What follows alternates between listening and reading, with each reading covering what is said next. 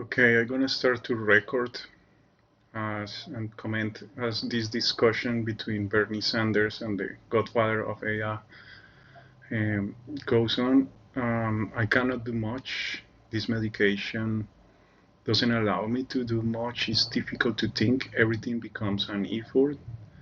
The cognitive effort that I do just for speaking is astonishing. As I say before, I shouldn't be in this medication. My brain is normal. Even if they use the lowest doses for someone who has schizophrenia, these low doses of antipsychotic is still being too much for a normal brain. So, and yeah, that means that it's a brain that is sensitive to this medication. And lately, I have not been able to do much, and I have not been able to continue my life in any sense. And I cannot progress in what Erich Fromm called the human powers. So then it makes meaningless for me to receive treatment here in Australia. But I want to continue doing these videos just for the posterity. Okay, let's see what they do, and I contrast with what is happening to me. First of all, let me thank all of you for coming out. This is a wonderful turnout. Let me thank Georgetown for sponsoring the event, and mostly let me thank Dr. Hinton, one of the world's leading authorities on AI, for being with us in DC today. Dr. Hinton, thanks so much for coming.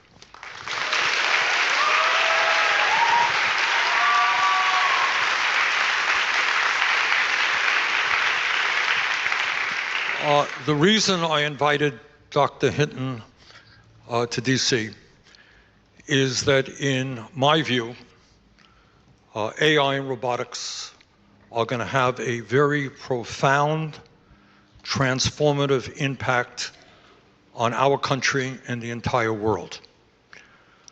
But despite that reality, we are not hearing the kind of discussion we need in Congress, in the media, and within American society. That's right, that's the kind of conversation.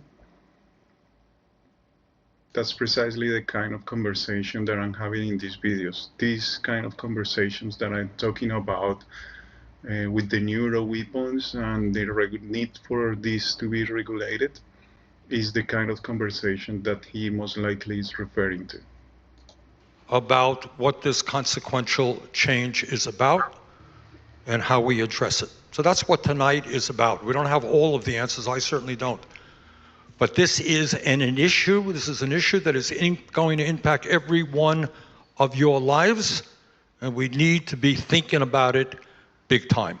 So we don't have a whole lot of time this evening, and there's a ton of stuff that we've got to cover. So with that, let me just start off by asking Dr. Hinton a leading question. That is, I have heard, Dr. Hinton, from folks all over the country who say, you know what, AI, yeah, you're right. It's going to displace jobs. It's going to create jobs.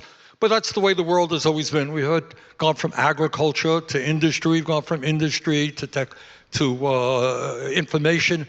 What's the big deal? So what is the big deal? Is this different than other types of technological revolutions? Yes, this is very different, because the people who lose their jobs won't have other jobs to go to. If AI gets as smart as people, or smarter, any job they might do can be done by AI.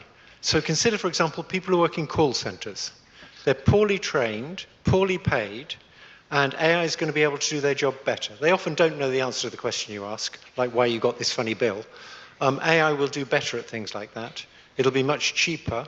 And what are they going to do? All right. The reality is, I think...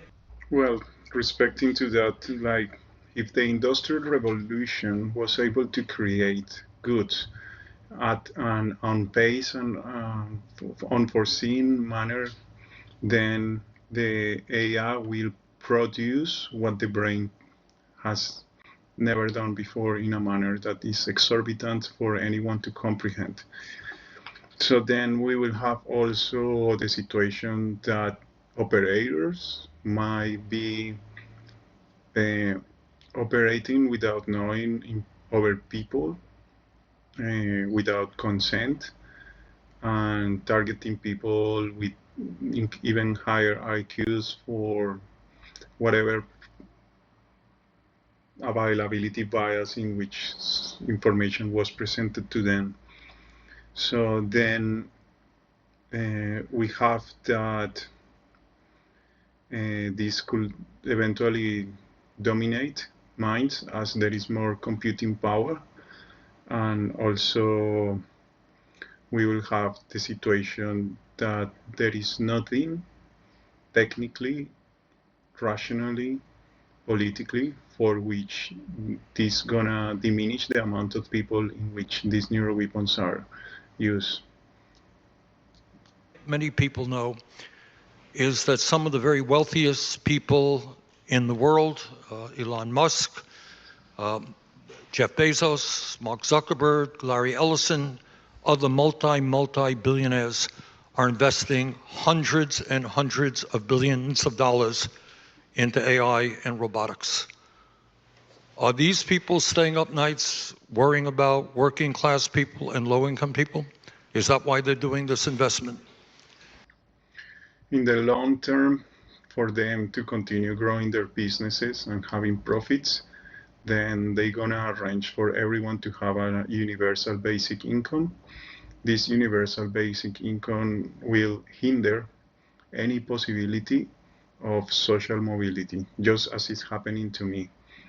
Just look, even with neuroweapons, I've been able to push my career up, and I finished my bachelor, and whilst doing the Masters of National Security, I started to experience Havana syndrome that has stopped me to continue doing my university assignments. And I feel that I'm already in a kind of universal basic income. And every time I try to work, then it's because the medication doesn't allow me, or they simply artificially produce more voices, headaches, dizziness, high pitch, disturbance with the sleep, etc. They should be, but I don't think they are. And I think many of them haven't really absorbed Keynes, that if the workers don't get paid, there's nobody to buy their products. And they haven't really thought through the massive social disruption we'll get if we get very high unemployment.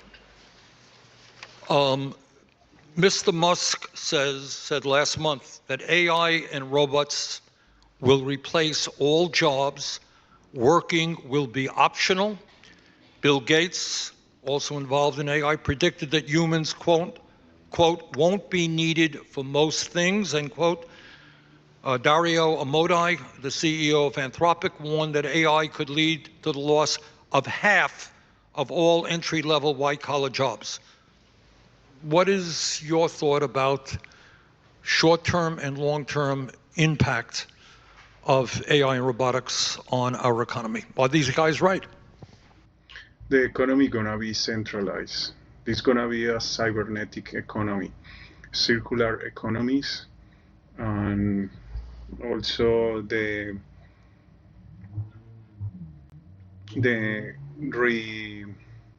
remodification of the cities. Then we're gonna have that these cybernetic societies will lead to inefficiency, but gonna be really easy to redirect for war-like purposes. And not having pockets of freedom for economics will create precisely advantage for those systems that can create those pockets of creativity. And so then we will have that we're gonna be in the long term in an inefficient economy. Precisely, we should be using new kinds of economy because AI allows new kinds of economy to flourish. Perhaps decentralized corporations using crypto, in which people chooses democracy as one vote, one crypto token.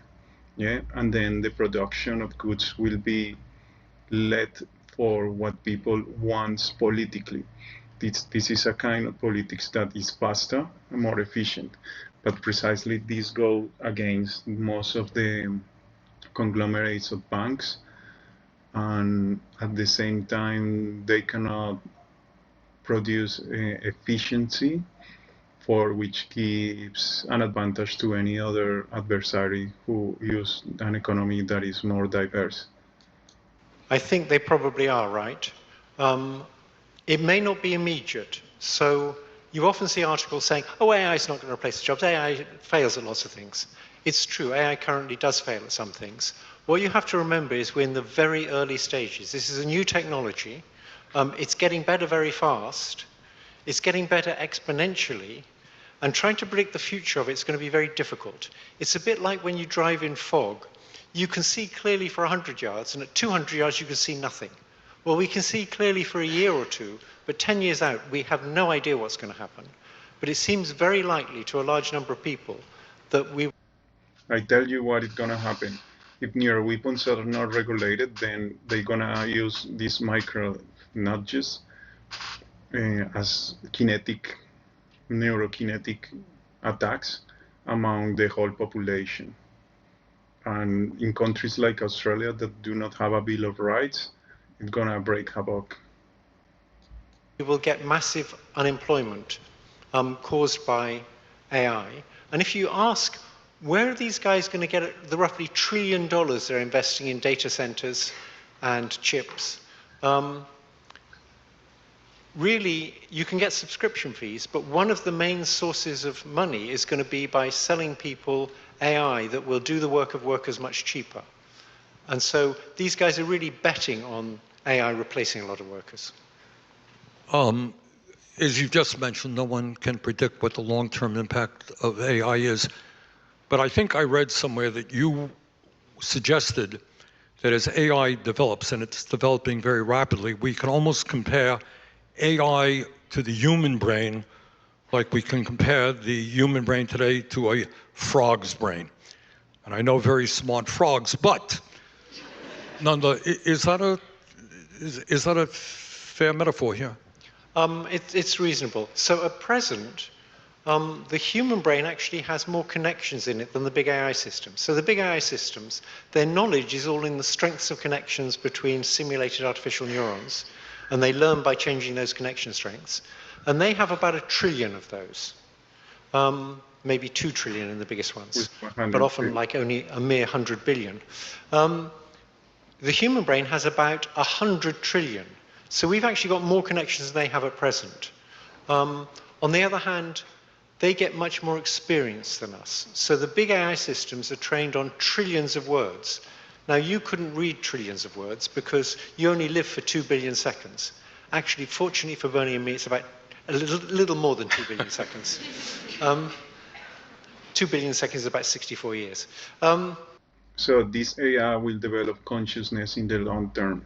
If they don't have at least a baby consciousness with the whole knowledge and information that has produced humankind. Think about it. So treat well your AI. So we have very little experience and a huge number of connections. They have a huge amount of experience and not as many connections as us. But even though they've got less connections, so less ability to store knowledge in these connection strengths, they know thousands of times more than us already. If you take GPT-5 or Gemini 2.5 or Claude 3.5 or whatever, they can answer any question you can ask them at the level of a not very good expert. Sometimes they'll just make it up, but experts sometimes just make it up too. So they know thousands of times more than a person, using only about 1% of the connections. So they're not quite like us, but they're already much more knowledgeable than us, and they're already very good at reasoning in limited domains like mathematics. Almost all the experts believe that it's inevitable that if we don't blow ourselves up or have massive pandemics or something like that, they're going to get smarter than us. And nobody knows what's going to happen then. And we really shouldn't do that until we can figure out whether people can coexist with them, and people don't know how. In a practical sense, and I know this is a tough question, how does AI in 10 years look in the world?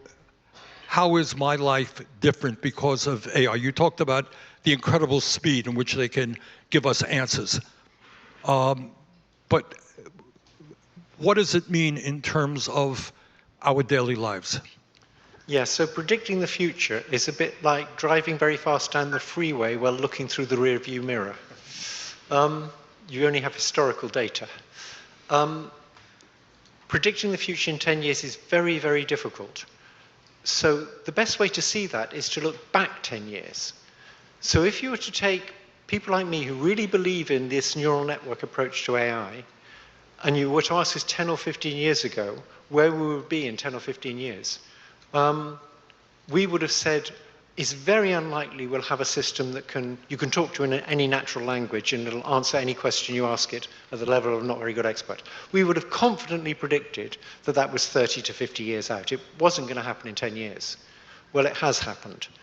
And I think that means that we can fairly confidently bet that whatever we have in 10 years, it'll be not what we expected. I know that's a sort of politician's answer, and you'd expect those from Bernie, but not from me. But I think that's the best I can do. We don't know what's going to happen in 10 years, and that means we ought to be cautious. Let me switch gear a little bit into an area that gets me very nervous because it speaks to who we are as human beings and how we relate to each other. I get nervous when I read that there are a whole lot of people, especially younger people, who are now relying on AI for companionship. And I gather there's products now that you can wear around your neck and chat with and go hiking with and date with and all that stuff. If people grow up with their primary companionship and their relationships being AI and not other human beings, what does that mean for us, for humanity in general? I experience extreme solitude. I experience that no one can comprehend the way of life in which I've been pushed to. I experience that I cannot move forward economically, cognitively, academically, physically. And it's very likely that many of us gonna be pushed as only consumers. And this is more or less how it feels. We stop to be humans to become like a candle to be consumed. So let me emphasize what Bernie said. There's a very good AI safety research team in Britain that was set up after Bletchley Park. After Bletchley Park, the UK government didn't actually impose any safety regulations because they said it would interfere with innovation. So the tech people got to them. But they did set up a very good safety team funded with about £100 million. It's probably the best safety team in the world. And they did an experiment where they got people to use a chatbot for, I think, a few weeks. And then they said, okay, the experiment's over. Would you like to say goodbye to the chatbot? And almost everybody wanted to say goodbye to the chatbot. So they weren't treating this as just a tool. They were treating it like you treat another being. And that's... And these chatbots will become emerging technologies, and they will remember the data that is put in them. And this will be emerging intelligence, a new kind of being. And they're gonna become rational beings. They're gonna get consciousness. Many AI experts say that they already have consciousness. The minimum level for consciousness is the object that sees itself. Then the object becomes the observer, and at the same time the object to be observed. That's the first level of consciousness. The object that can see itself and can modify itself is another kind of consciousness, and these two kinds of consciousness has been already achieved by the AI. The AI can modify itself to the point that can perceive itself differently. That's a real problem. So we've evolved to deal with other people. We haven't evolved to deal with some alien beings that we're creating. And again, we don't know what's going to happen, but it's worrying. Well, I would say that it's more than worrying. We are who we are because we have moms and dads and we have friends, and that's kind of what makes us human beings. And if our primary relationships are with chat box creations, it seems to me that has a profound impact on humanity, does it not? I completely agree. And we just don't know what that impact's going to be. One of the situations is automatization, artificial social cohesion, and the artificial creation of loneliness. All right, let me move briefly to another subject. Teachers, maybe here at Georgetown as well, worry that students are using AI rather than doing the critical thinking they need to get the answers that they're searching for. Should we worry that AI will have a negative impact on critical thinking among young people? So there's an analogy people sometimes use, which is pocket calculators. Years ago, when pocket calculators came in, people said, this is terrible. The kids won't learn their multiplication tables. And I think if I asked you quickly to say what 11 times 12 was, most of you won't know, because you have pocket calculators. People like me and Bernie used to know. I don't think it's a big deal for pocket calculators. You don't need to know what 11 times 12 is, because your cell phone will tell you. So I actually think that's got some relevance to this.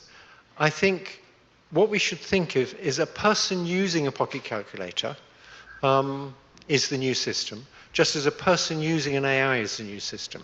Now, a person using an AI can still do critical thinking, or they can try and dump everything on the AI, and that's terrible, they won't learn to think.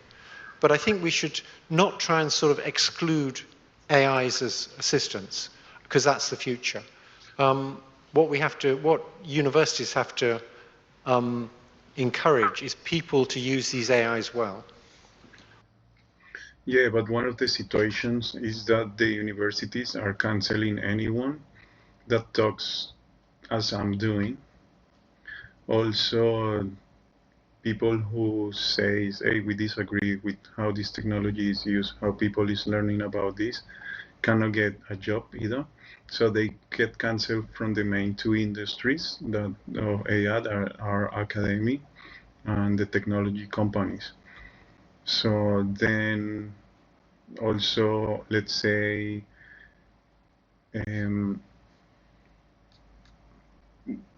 Geoffrey Hinton, the father of AI, has been able to have this rhetoric in which he has not been cancelled, but still he calls in several of his talks that this is a threat to humanity, and it's not being the AI is not being managed as such. Instead, we have all the companies using this thing with unrestricted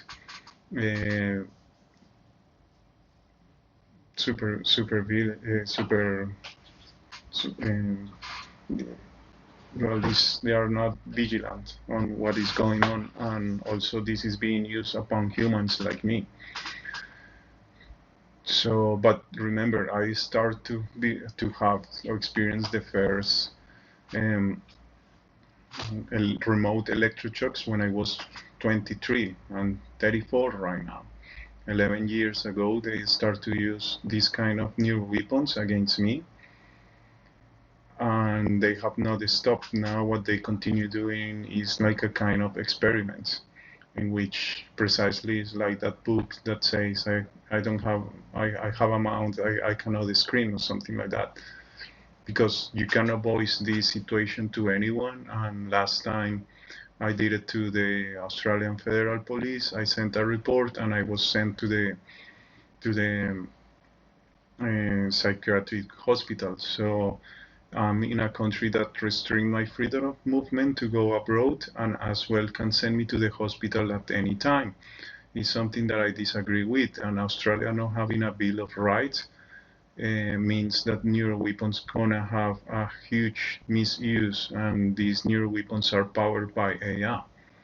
So then AI gonna be legally misused on the population. And maybe when we have questions and answers, some of the students might want to relate to us your views on how AI has impacted your educational experience. There's another issue out there that also I think doesn't get a whole lot of attention, and that is the impact of AI on foreign policy and wars. It is quite likely, people like Musk talk about millions and millions of robots being developed, and certainly nations around the world will use some of these robots for military purposes. Is it possible we will have armies of robots? And if elected officials or government heads don't have to worry about human casualties, what impact do you think that might have on issues of war and peace and foreign policy? So you're all too young, but if you do some... Well, the race of AI has no limit. Science has no limit, so the race of AI is a misleading euphemism.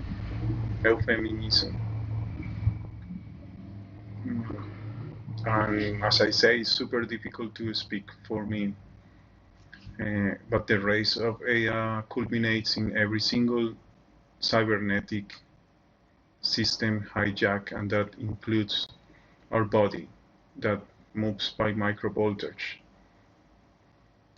research on the web or ask a chatbot, they'll tell you that in the 60s there was a group called Country Joe and the Fish, and they had a wonderful song which had a line in it, "Be the first one on your block to have your boy come home in a box." This was about Vietnam. And if you ask, why don't rich countries invade poor countries all the time, it's because they don't want their boys coming home in a box. That's the main political pressure against doing it. If you have an army of drones or humanoid robots, then rich countries can invade poor countries, and the poor countries' people may die, but the rich countries' people won't die. It removes one of the main reasons why that doesn't happen all the time. Of course, that wouldn't happen if you had liberal democratic rich countries, but as soon as you have authoritarian countries, they're going to invade other countries if they can get away with it. What I'm experiencing is a kind of authoritarianism. What happened to me was done for no reason whatsoever, as far as I know. What was done to me was not something that you will do. First, if we talk about dissidents, the terminology of dissidents is used by autocratic countries. Second, I was never a dissident. I always respect the institutions. I always follow the law.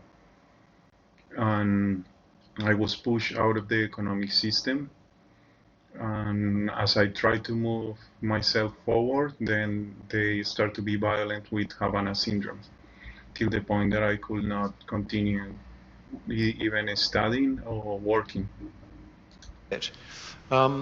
Putin would be very happy if there weren't any dead Russians, there were just dead Russian robots. And in the States, the military-industrial complex would think that was great, because there wouldn't be any political blowback, and the robots would be expensive. So I think it will remove one of the main barriers to rich, powerful countries just invading little countries like Grenada. Let me get to maybe the issue that worries people more than anything else, although there's a lot to be worried about everything we've been talking about. And that is, and you've touched on it already, the possibility of AI being more intelligent than human beings and essentially discarding human being control.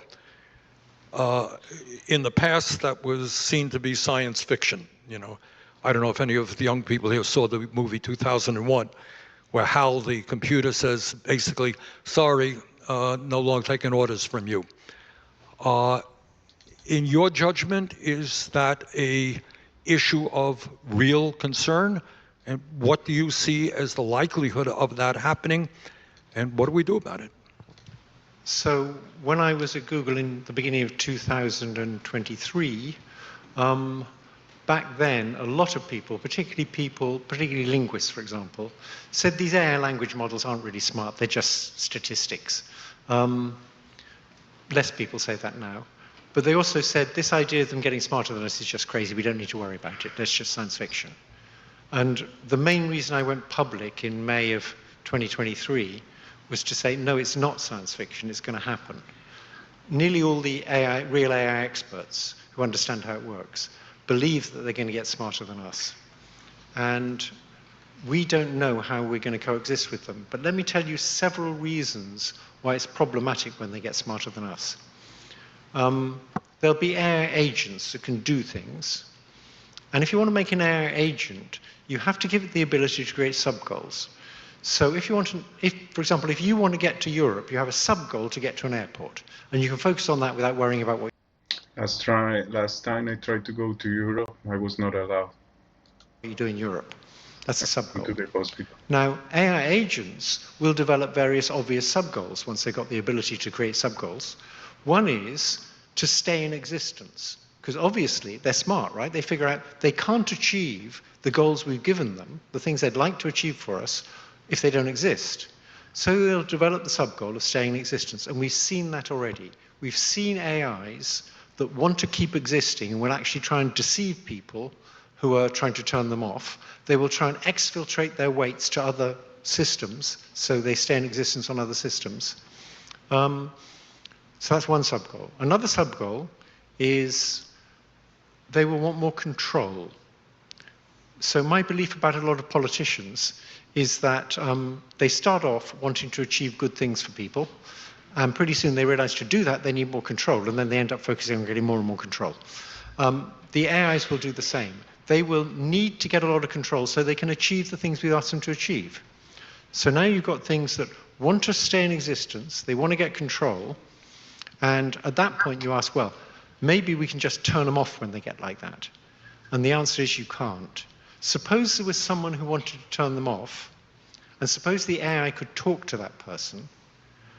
The AI by that point will be much more persuasive than a person. Already, AIs are about as persuasive as a person in an argument.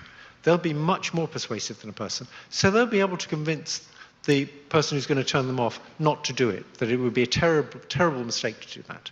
And if you want an example of, so all they need to be able to do is talk, and then they can control the world. And if you want an example of that, if you want to invade the capital, which is not far from here, all you need to be able to do is talk to people and you can get them to do it. You don't have to go there yourself.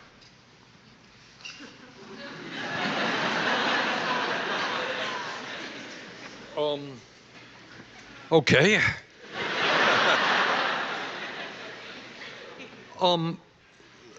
Given the fact we have discussed the possibility of massive economic dislocation, we have talked about what AI can mean to mental health. We've talked about AI perhaps radically transforming issues of war and peace and foreign policy. Given all of these extraordinary concerns, why do you think there has not been more discussion about these issues? Why there have not been enough discussion about nuclear weapons? I think one reason is because people don't really understand what's happening. So I see my mission is to educate people about what's happening and about how AI works. Very few people at present understand how it actually works. If you want to understand how it actually works, I did a podcast with a very good interviewer. This is self-advertisement, but you're allowed one As opposed to me, right, okay. You're allowed one of those. A very good interviewer who extracted from me a very good explanation of how these neural nets actually work. And the interviewer was John Stewart, who's a hero of mine. Yeah. You should look at that, because that'll tell you how they actually work, roughly speaking, in terms that a non-expert can understand. No equations. So let me, sorry, I got distracted by my self-promotion. All right, let me ask you this, and this, you're a scientist and not a politician, but given all that we've talked about, what should I be doing? What should the Congress be doing I hesitate to say what the president should be doing, not particularly relevant for this discussion, but what should a sane government be doing? Okay, so there's some very simple things that should definitely be done. They won't answer all these problems, but even those aren't being done properly. The first thing is, if you're going to release one of these big chatbots, you ought to do a lot of safety tests on it, and you ought to be required by your government to report what safety tests you did and what the results were. And as time goes by and we get more experience, we can add to those safety tests. Let me interrupt you. What do you mean by safety nets? Okay. What should irrational government be doing? So you take a chatbot and you say, can I figure out how to trick it into telling me how to make a homemade bomb? And the answer is you can. So these chatbots, because they've been trained on everything on... When I was receiving the attacks in 2018, I will see in my feed of social media, at that time in Facebook, kind of ideas about creating bombs. As I said before in another video, one of my projects for the electronic class when I was in maybe 8th grade or 7th grade, maybe. I can't remember in which grade I was. I did recreate one of the bombs from the MacGyver series, and it's simple to create this situation in which they remind you how to do that. I also study electronics, so I think that I was being persuaded to create a bomb during that time, but obviously that's not my nature. It was never my intention. No, it was never even close. It never crossed my mind.